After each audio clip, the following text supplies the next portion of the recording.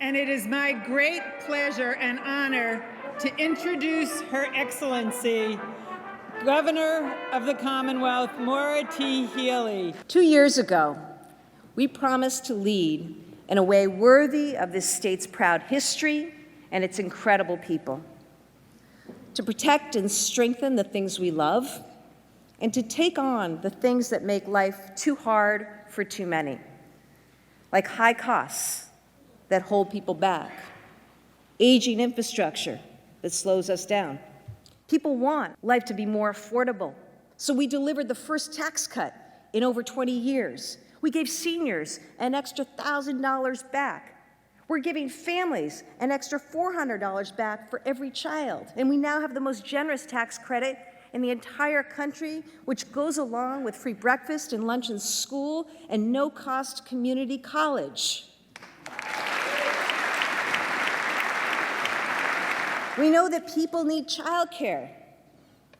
You know, after the pandemic, childcare across this country was collapsing. Childcare centers were closing. We are, and I'm proud to say this, the only state to fully replace federal support that went away with a $1.5 billion investment. People also want to be able to afford a home.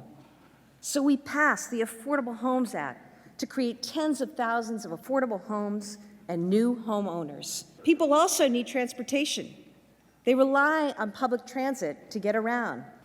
Phil set a goal with his team of fixing tracks by the end of 2024. A bold promise, given the T's history. And I don't know the last time a governor talked about the T so early in a State of the State. But for the first time in over 20 years, the T is full speed with no more slow zones, giving you time back in your life. You know what people also want? They want safe and modern infrastructure. I promised to you that we would go after and chase every single federal dollar out there. And in 2 years, we brought home more than $9 billion to Massachusetts. Money for roads and bridges, high-speed internet and broadband, solar power, and so much more. When we deliver results and people are free to chase their dreams, there's no limit to how strong we can be. It's why we're ranked #1 in education, #1 in innovation, #1 in healthcare. We were named the best state for women, best state to have a baby, best state to raise a family.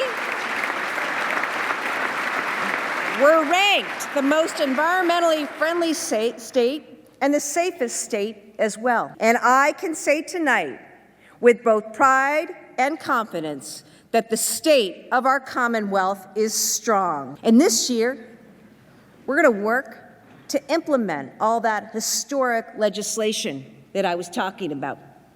We're going to stay focused on the things that matter to you. We'll take new steps forward to fix transportation, make homes more affordable, invest in education, and grow our economy.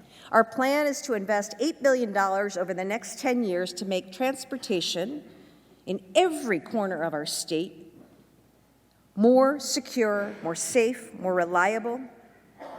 We'll put the entire system, for the first time in a long time, on stable footing. This year, with the Affordable Homes Act, we're going to get shovels in the ground and people in homes. And we're going to do it by working together.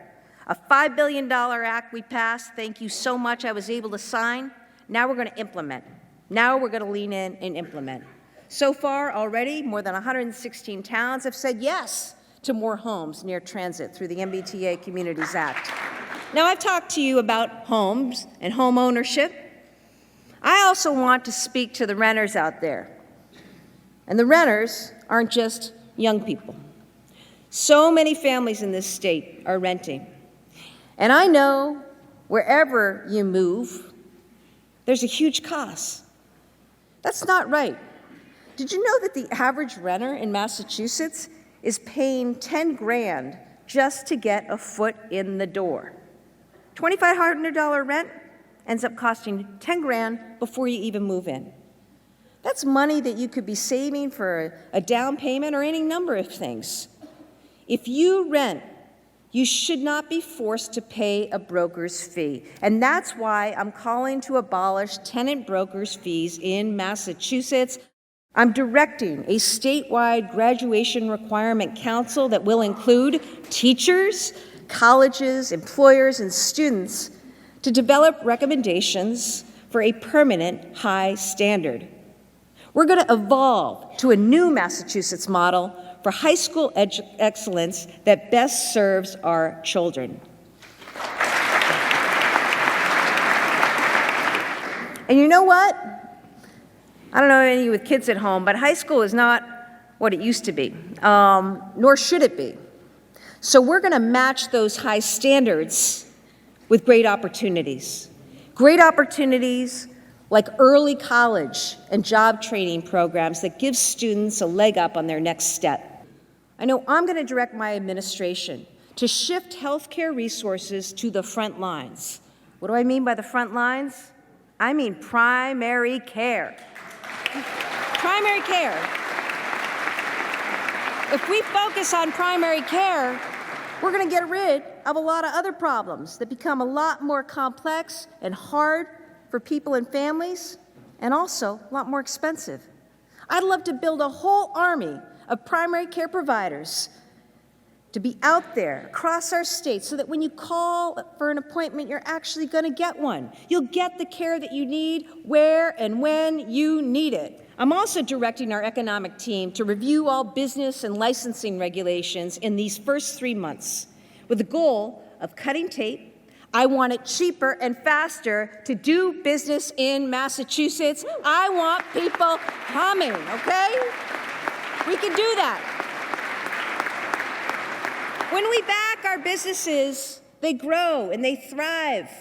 You know, I'm thinking about the fact that it was 64 years and about a week ago today, just days before his inauguration, President-elect John F. Kennedy spoke right here in this chamber. In this moment, I think of his words which are now inscribed on this rostrum. He talked about what service requires of all of us: courage, judgment, integrity, and dedication. Those are the values that must guide us in what must be a resolute focus on what people need and how we can work together to deliver for them. Because in this moment, our actions matter more than our words.